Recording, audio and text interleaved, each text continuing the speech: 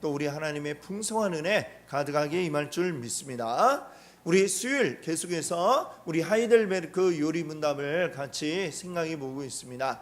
우리 하이델베르크 요리 문답의 내용을 크게 세 부분으로 나누었을 때 맨 앞에는 우리 인간의 그 죄악된 본성, 그리고 그것으로 인해서 우리에게 주어진 너무나 비참한 현실, 그것에 대해서 이제 이야기를 하였습니다. 그 다음에 이제 두 번째 부분에는 그러면 우리가 어떻게 이 죄의 비참함에서 벗어날 수 있는가라고 하는 것에 대해 이제 이야기하였죠. 그 다음에 이제 그 이야기 끝나고 세 번째, 그러면 이제 우리 어떻게 살 것인가? 바로 하나님께 감사하는 삶을 살아야 한다라는 것이죠. 그러면 어떻게 우리의 삶의 행동에 있어서 어떻게 할 것이냐? 행동의 지침, 바로 십계명으로 우리가 이야기를 하였고요. 그 다음에 하나님 앞에 이제 어떻게 또 기도할 것인가에 대해서는 이제 주기도문의 내용을 우리가 함께 다루게 됩니다. 그래서 오늘 이제 주기도문의 제일 첫 번째 앞부분에 우리 어떻게 시작을 하죠? 주기도문 맨 앞에 하늘에 계신 우리 아버지여, 이렇게 시작이 됩니다. 바로 그 우리 본문 말씀의 앞에 있는 마태복음 6장 우리 9절부터 이제 시작이 되죠. 바로 이 주기도문의 그 맨 앞에 내용, 하늘에 계신 우리 아버지여라는 것으로 이제 하는데, 그 앞에 보면 9절 그 시작하는데 6장 9절 시작할 때 그 너희는 뭐라고 했죠? 예수님이 그러므로 너희는 이렇게 기도하라 하신 다음에 하늘에 계신 우리 아버지여 라고 이렇게 말씀하고 있습니다. 자, 그러므로 너희는 이렇게 기도하라 라고 하는 이 말씀이 우리에게 중요한 의미를 주는데요. 자, 그 의미 두 가지가 있습니다. 첫 번째는 뭐냐 하면, 자, 우리 기도해야 하는 것은 우리 주님이 명령하신 것이다 라고 하는 거죠. 주님이 말씀하셨잖아요. 너희는 이렇게 기도해라, 명령으로 우리에게 말씀을 하셨습니다. 자, 그 다음에 두 번째 의미는 무엇이냐? 자, 우리가 이 기도를 배워야 한다라고 하는 것입니다. 배워야 하기 때문에 예수님이 너희는 이렇게 기도하라라고 하면서 어떻게 기도해야 될지에 대해 우리에게 말씀하고 계시죠. 자, 기도. 우리는 그냥 기도하세요 하면 그냥 막 기도하면 되려니라고 생각을 하지만, 실상은 우리 마음대로 기도를 해서는 안 된다라고 하는 것이죠. 바로 우리가 예수님이 가르쳐 주신 대로 배워서 그렇게 기도해야 할 것을 예수님이 말씀하십니다. 자, 여기에서 먼저 우리가 생각해 볼 거는 예수님이 우리에게 가르쳐 주셨다라고 하는 건데, 이 주기도문이 누가복음에도 보면 한 번 더 다루어지고 있습니다. 누가복음에서도 예수님이 주기도문 가르쳐 주시는 이야기가 나오는데, 자, 거기에 보면 예수님이 왜 가르쳐 주셨는지 그 이유가 더 분명하게 나타나고 있습니다. 거기에 보면 예수님이 이제 기도하고 내려오실 때에 제자들 가운데 한 사람이 예수님께 이렇게 말합니다. 세례 요한은 그 제자들에게 기도하는 그 기도의 내용들, 또 기도하는 법을 가르쳐 준다고 하는데, 선생님도 우리에게 이 기도를 좀 가르쳐 주십시오 라고 이제 요청을 했습니다. 그랬더니 예수님이 그래, 그럼 너희는 기도할 때에 이렇게 해라 라면서 이제 주기도문의 그 내용을 알려주시는 상황이 이 누가복음에 나타나고 있습니다. 그래서 이 주기도문, 이 기도는 계속 우리 지난주에도 말씀드렸지만 이거는 우리에게 어떤 주문과 같은, 주기도문에서 가운데 두 글자 빼면 뭐예요? 주문처럼 우리가 외우는 것이 아니고, 주기도문, 주님이 우리에게 가르쳐 주신 기도다라는 점을 우리는 잊어서는 안 됩니다. 그것을 늘 기억해야 되겠습니다. 주님이 너희는 이렇게 기도해야 해 라고 하면서 그 기도의 중요한 내용들을 우리에게 알려주셨죠. 더 중요한 것은 예수님은 기도를 우리에게 가르쳐 주실 때, 자, 이렇게 기도하렴 하고 기도의 내용들, 강의로 이렇게 쫙 알려주셨지만 그걸로 끝난 게 아니고 예수님은 또 무엇으로 알려주셨습니까? 예수님의 삶으로 기도를 알려주셨습니다. 예수님은 늘 우리 성경에 보면 예수님의 그 이야기를 할 때 예수님 얼마나 바쁘게 다니셨어요. 그렇죠? 정말 밤낮 없이 바쁘게 옮겨 다니며 사람들을 만나고 그들에게 복음을 전하고 또 병든 자를 고치시고 이런 일들을 하시는데 또 시간이 남을 때는 또 제자들에게 또 가르치고 정말로 눈코 뜰 새 없는, 그래서 예수님 배를 타고 건너가실 때에 그 배에서 그 순간이 정말 아주 고나게 잠드시는 쉬는 시간이셨다라는 걸 우리 알지 않습니까? 얼마나 피곤하셨으면 막 배가 막 흔들리는데도 그냥 그것도 모르고 아주 고나게 잠들어서 제자들이 큰일 났어요 하면서 막 깨우는 그런 모습도 나오죠. 자, 그렇게 바쁜 생활 가운데도 예수님의 그 이야기 중간중간 곳곳에 어떤 이야기들이 나오고 있어요? 예수님이 기도하셨다는 이야기가 나오고 있습니다. 이 하루 일 마치고 나면 늦은 밤이 됐는데 늦은 밤에 또 따로 한적한 곳에 가서 기도하셨다. 또 새벽에 아직 미명에 해가 뜨기도 전에 예수님이 일찍 일어나셔가지고 또 기도하러 가셨다. 이런 구절들이 곳곳에 나타나고 있는 것을 우리가 볼 수 있습니다. 또 특별히 예수님은 아주 중요한 일들이 있을 때에 그 전에도 또 기도하는 모습을 제자들에게 보여주셨죠. 예를 들면 예수님 세례 받으실 때 맨 처음 이제 공생의 활동을 시작하시는 그때에 세례 받고 나서 그 다음에 뭐 하셨죠? 광야로 가서 40일 동안 금식 기도를 하셨습니다. 자, 그 다음에 또 제자들을 세우실 때도 보면 예수님이 기도하셨다는 이야기가 나오고요. 또 변화산 사건이 일어났던 것도 제자들을 데리고 기도하러 갔을 때 그 변화산의 일이 일어났었고, 예수님은 십자가를 지시기 전날 밤에도 역시 제자들을 데리고 겟세마네 동산으로 가서 기도하는 모습을 제자들에게 보여주셨습니다. 자, 맨 마지막으로 예수님이 십자가에 매달려 있던 그때에도 어떻게 하셨어요? 아버지여, 나의 영혼을 당신께 부탁하나이다. 이 마지막 기도를 하시고 그리고 숨을 거두셨다 라는 이야기가 성경에 또 나오고 있습니다. 예수님은 항상 기도의 삶을 사셨다. 그리고 그것을 제자들에게 직접 보여주시고 그리고 기도의 내용들을 우리에게 알려주셨다. 그래서 이 기도라고 하는 것은 해도 되고 안 해도 되고 무슨 일이 있을 때만 하고 별일 없으면 안 하고 이런 게 기도가 아니고요. 우리는 언제나 기도해야 한다라는 것을 예수님의 모습을 통해 알 수가 있습니다. 그래서 기도는 이거는 선택이 아니고 필수, 바로 우리 주님의 명령임을 기억하고 우리 날마다 기도를 해야 되겠습니다. 자, 그런데 이 기도라고 하는 것이 잘못된 기도가 있다라고 예수님은 이야기하세요.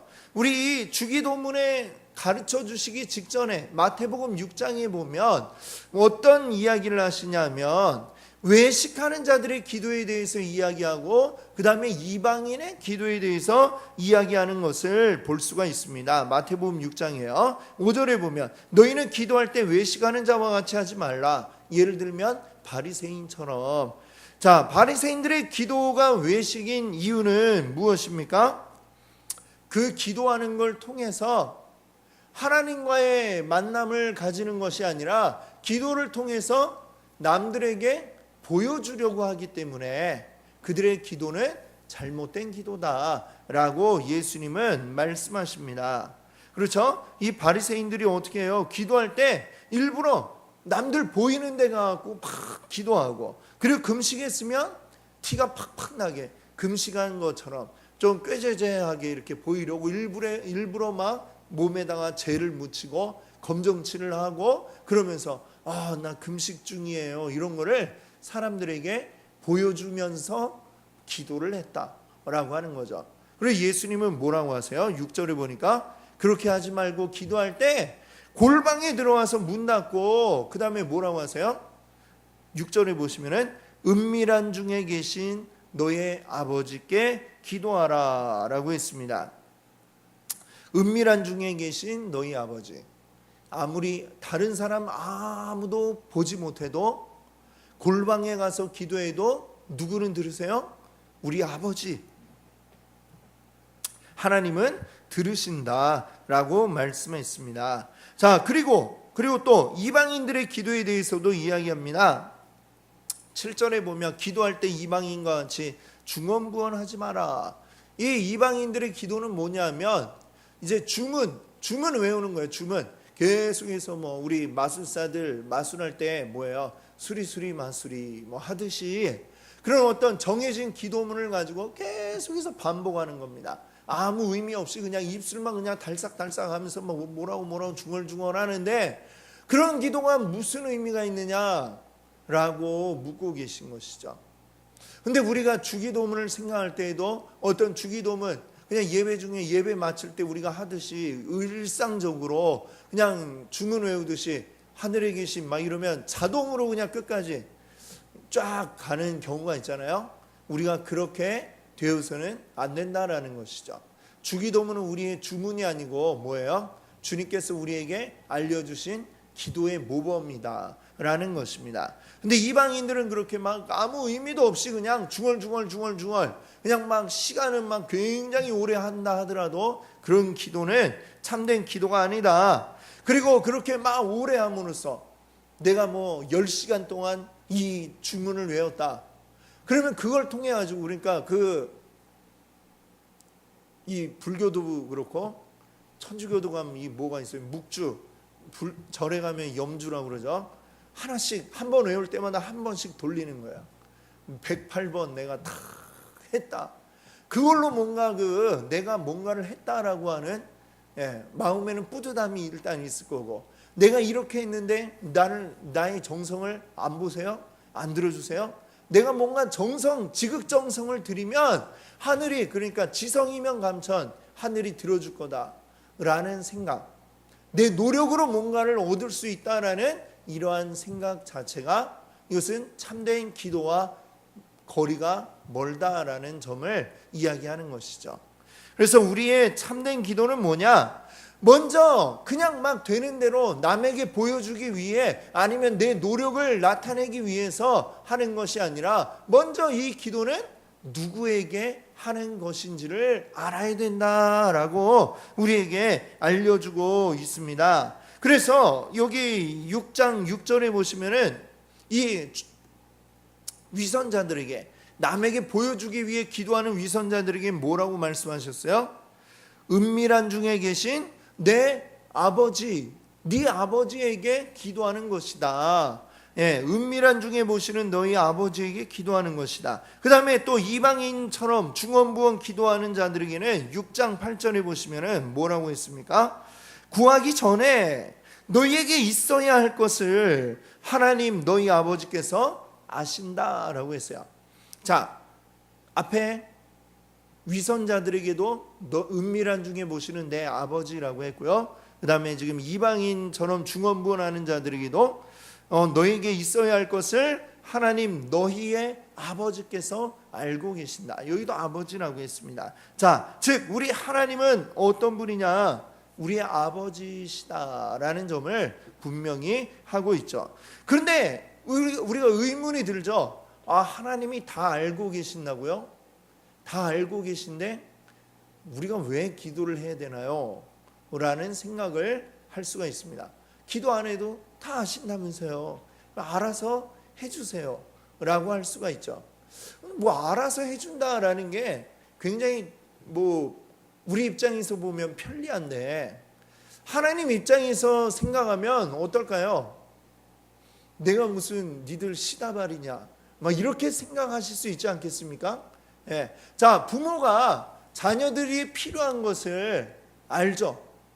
필요한 걸 아는데 알아서 그걸 그냥 자녀가 뭐 필요해요 라는 얘기를 하기도 전에 부모가 미리 물이 필요하구나 물 탁 주고 그 다음에 학교에서 무슨 공책이 연습장이 필요할 때가 되는데 연습장 미리 말도 하기 전에 착착 갖다 바치면은 이 자녀들은 어떨까요? 부모의 고마움을 모릅니다. 왜 몰라요?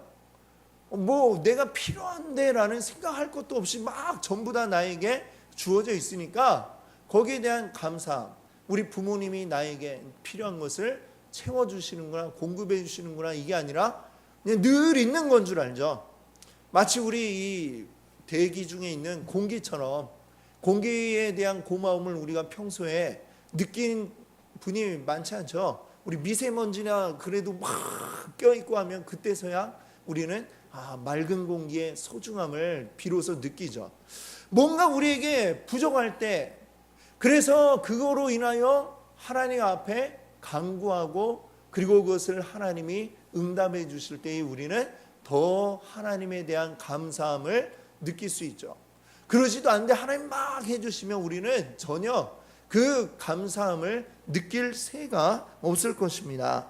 그래서 다 아시는 하나님이시지만, 그러나 우리가 하나님의 존재를 기억하고 그 하나님께 우리가 간구할 때 하나님은 우리의 기도 가운데 응답하시는 분이시다 라고 이렇게 알려주고 있는 것이죠. 그래서 우리의 기도는 그래서 어떤 기도가 되어야 되느냐? 하나님을 기억하는 먼저 기도가 돼야 한다는 것이죠. 그리고 그 하나님이 어떤 분이라고요? 우리의 아버지시라고 하는 것을 알아야 됩니다. 그리고 이 모든 것들, 나에게 결핍되어 있는 것들, 이 내 뜻대로 되는 게 아니구나 라는 것을 우리가 알죠.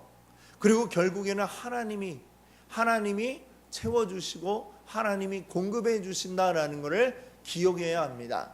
그렇기 때문에 우리의 기도는 결국에 와서는 어떤 기도로 우리는 가야 하느냐? 결국에는 내 뜻이 아닌 하나님의 뜻대로 되기를 간구해야만 하는 것이죠.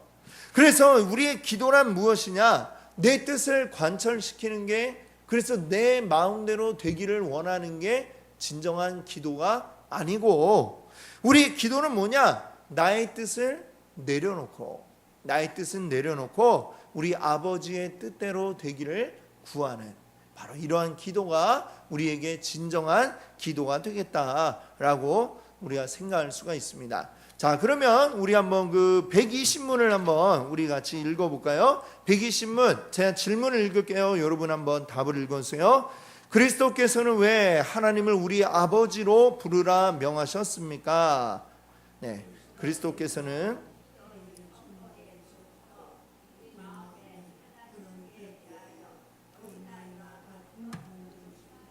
신뢰를 불러일으키기를 원하셨는데, 이것이 우리 기도의 기초입니다.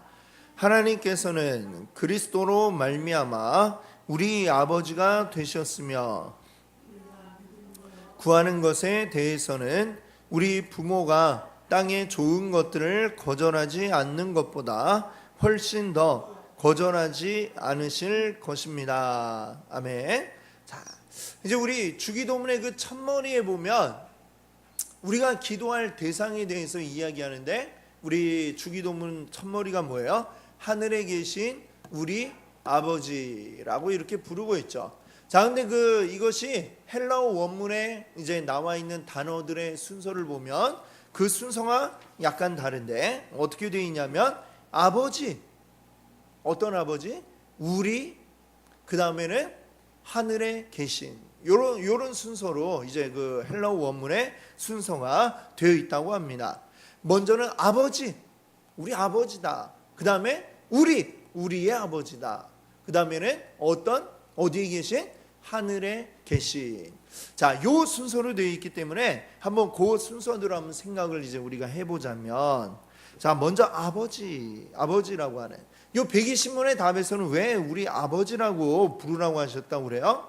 그 세 번째 답의 세 번째 줄에 보면 우리 마음에 하나님께 대해서 어린아이와 같은 공정심과 신뢰를 불러일으키기 원하신다.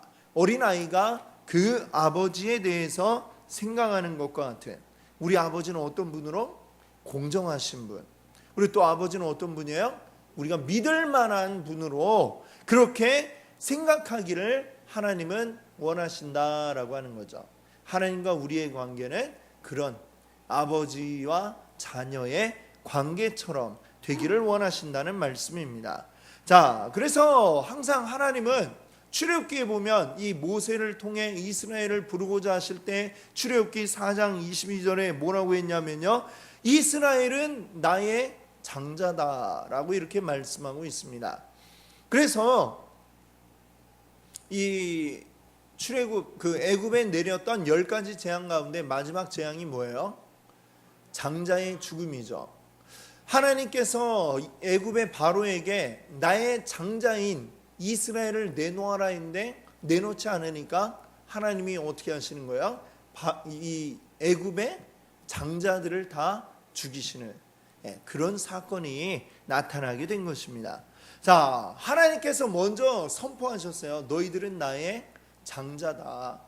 나의 모든 것을 물려받을 나의 아들이다 라고 이렇게 말씀을 하셨습니다. 그럼에도 불구하고 구약 시대에는 하나님에 대한 두려움이 굉장히 컸습니다. 그렇죠? 시편에 보면 늘 하나님을 찬양하는 이 찬양 시들로 시편이 꽉 채워져 있는데, 그럼에도 불구하고 시편 가운데 어느 구절에도 하나님을 아버지라고 부르는 구절이 단 하나도 나오지를 않는다라고 하는 것이죠. 구약 시대의 이 하나님은 어떤 하나님이에요? 아직 두려움을 가지고 있는, 두려움을 느낄 수밖에 없는 그런 분으로 우리에게 여겨졌습니다. 그런데 어때요? 예수님께서 그런 두려우신 하나님을 뭐라고 부르게 하셨어요? 지금 아버지. 이 주기도문의 내용의 첫머리에 아버지, 우리의 하늘에 계신 아버지라고 이렇게 부르도록 하셨다라고 하는 거죠. 그래서 오늘 이 120문에도 보면 자, 어떻게 중간에 뭐라고 되어 있어요? 하나님께서는 그리스도로 말미암아 우리 아버지가 되셨으며, 하나님이 어떻게 해서 우리의 아버지가 되었느냐? 바로 그리스도로 말미암아 되었습니다 라고 이야기합니다. 예수님이 아니셨다면 우리는 하나님을 감히 아버지라 부를 수 없다라고 하는 것이죠. 우리 예수님은 어떤 분이에요? 바로 우리를 하나님의 자녀가 되게, 하나님을 아버지라고 부를 수 있게 만들어주신 분입니다 라고 이렇게 이야기합니다. 그래서 우리가 사실은 이제 우리가 하나님을 우리 아버지 하나님이라고 부를 때에 그것은 이미 무엇을 전제하고 있느냐? 우리가 그리스도의 공로를 의지하고 있다는 사실을 이야기하는 것이죠. 우리가 하나님 아버지라고 부르는 것은 예수 그리스도에 의해서 됐기 때문에 그를 인정하는 사람만 하나님을 아버지라고 부를 수 있다라는 그런 말씀입니다. 자, 하나님의 자녀가 되었으면, 우리가 하나님을 아버지라고 부르게 되었으면 더불어 따라오는 게 있습니다. 이건 법적으로 이제 주어지는 것이죠. 옆집 아저씨일 때 내가 만약에 고아라면 옆집 아저씨, 그냥 옆집에 산다면 그냥 아저씨지, 아무리 아빠처럼 대해준다고 해도 그냥 아저씨일 뿐이죠. 근데 만약에 이게 법적으로 이제 입양을 해서 그분의 아들로 호적이 올라갔다, 그러면 이제 어떻게 돼요? 그때부터는 그냥 뭐 진짜 아빠일 뿐만이 아니라 그것은 우리에게 무엇을 의미하느냐?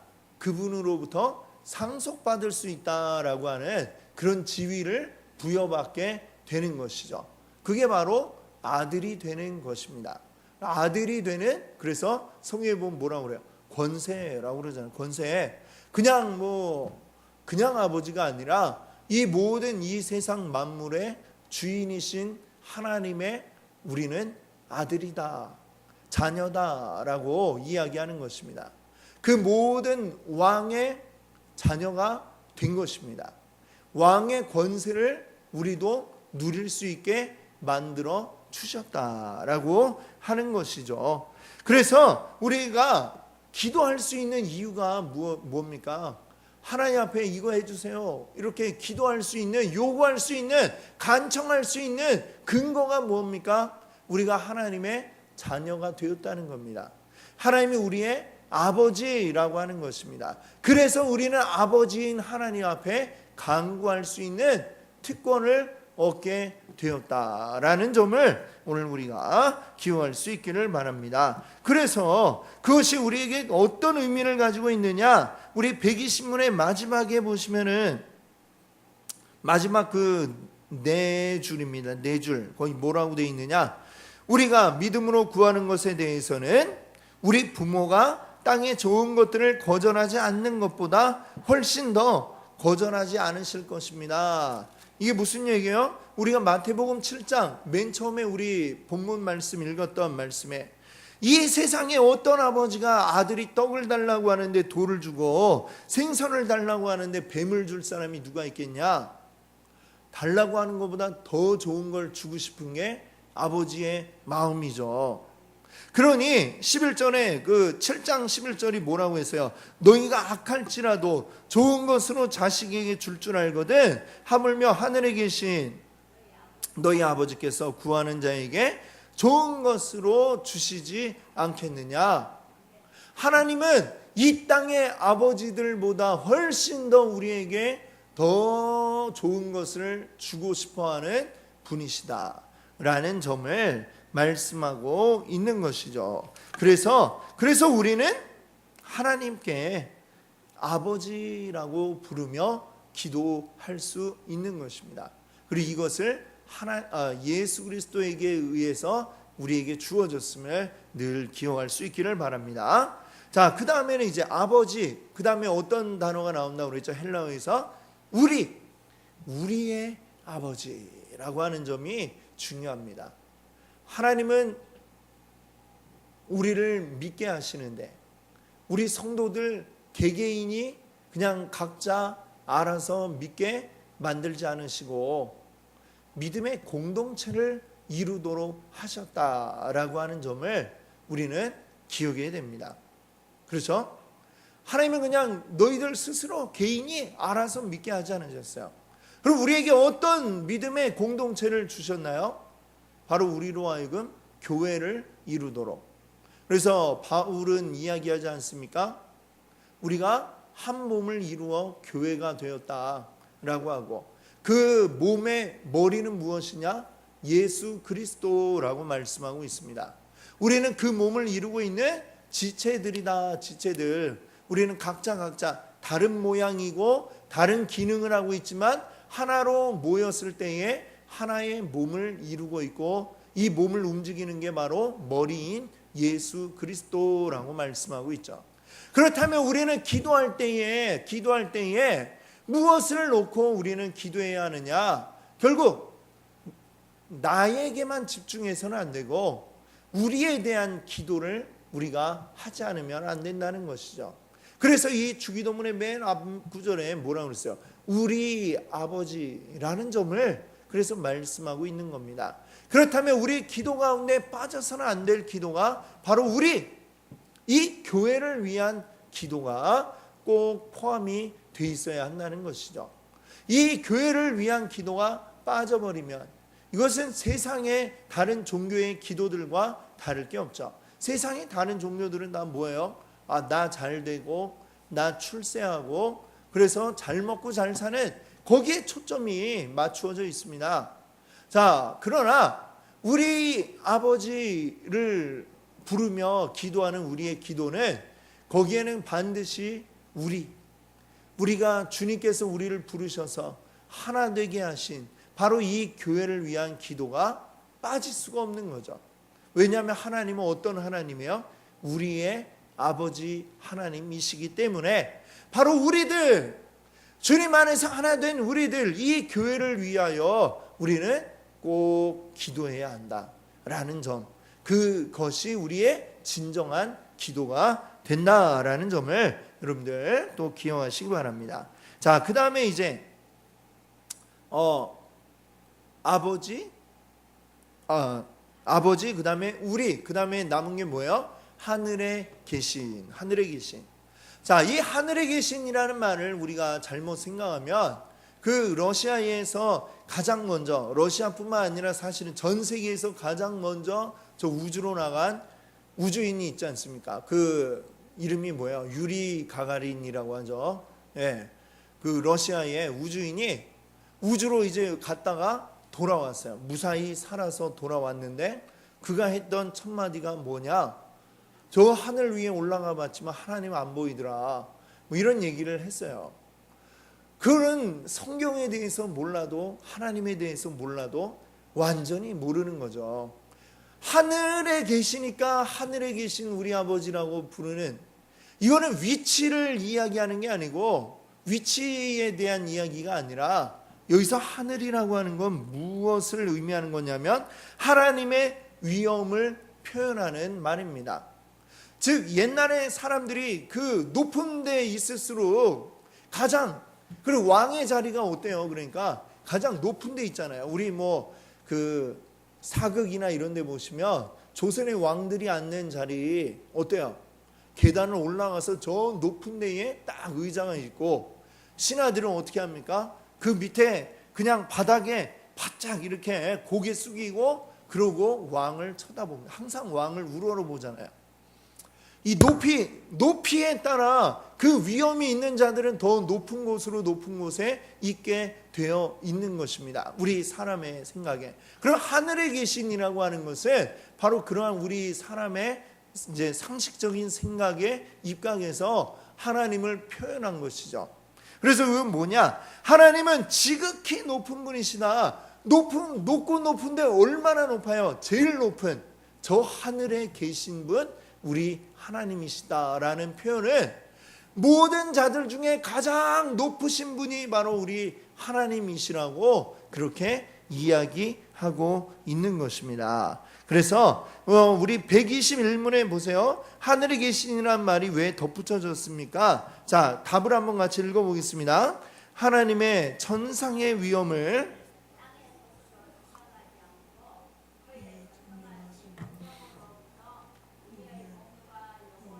필요한 모든 것을 기대하도록 하기 위함입니다. 아멘. 여기 보니까 두 가지 의미를 얘기하고 있습니다. 하나님은 어떤 분이냐? 천상의 위엄을 가지고 계시다. 천상의 위엄. 저 하늘 꼭대기에 계시는 그 정도로 높으신, 가장 높으신 분의 위엄을 가지고 있다라고 하는 이야기이고, 두 번째는 뭡니까? 전능하신 능력. 하나님에게 전능하신 능력이 있다라는 표현을 하늘에 계신이라는 말로 하고 있다는 것이죠. 자, 우리 기도할 때에 어떤 모습으로 기도를 하나요? 여러분 기도할 때 모습, 먼저 손을 모으고 그 다음에 뭐 하죠? 눈을 감고 우리가 기도를 합니다. 왜 눈을 감고 기도할까요? 근데 궁금하지 않으셨나요? 왜 기도할 때 왜 눈을 감지? 이유가 뭘까요? 그 이유는 뭐냐? 지금 우리 눈앞에 보이는 이 세상의 것들을 보지 않고 오직 하나님, 우리 눈에 보이지 않지만 그 하나님에게 나는 집중하겠다 라는 그런 의미로 우리가 눈을 감고 이 세상 것들을 가려버리는 거죠. 그러고 기도를 하는 것입니다. 우리 하나님께만 집중하겠다라는 것이죠. 그래서 자, 하나님은 그런 분이신데 우리 눈에 보이지 않지만 높으신 위엄을 가지고 계신 분이신데, 자, 그런 천상의 위엄을 우리가 이 땅의 것으로 생각하지 않기 위해서 우리는 하늘에 계신이라는 표현으로 기도를 한다는 것이죠. 천상의 위엄. 우리가 생각할 수 없는 더 높고 높은 그러한 위엄을 가지셨는데 그분을 땅으로 끌어내리는 게 우리의 기도가 아니다라는 것입니다. 그분을 끌어내리는 게 아니라 우리의 기도는 어떤 기도가 되어야 되느냐? 지금 이 땅에 있지만 그 하나님 계신 곳으로 끌려 올라가는, 끌려 올라간다니까 좀 표현이 그런데 끌어올리는 바로 그러한 것이 우리의 기도다. 그러니까 뭐 그런 말이 있잖아요. 하향평준화. 하나님을 끌어내리는 게 아니고 우리가 상향평준화. 하나님께로 우리가 끌어져서 끌어올리는 그것이 바로 우리의 기도입니다 라는 거죠.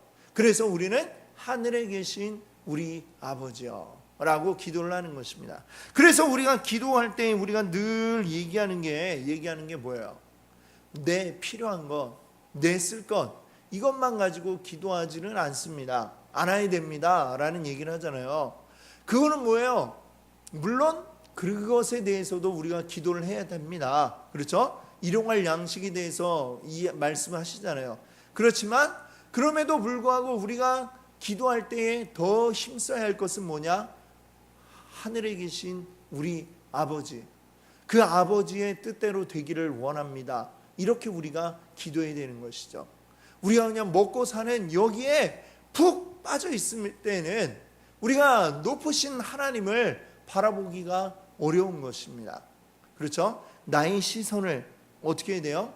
시선을 올려다보고 하나님께로 올려보고 하나님의 것을 생각하고 하나님의 영광스러운 나라를 바라보며 그 나라를 힘써 살기 위해 애쓸 때에 바로 그러한 기도를 우리가 올려드릴 때에 우리의 기도가 온전히 하나님께로 이제 올라가게 될 줄 믿습니다.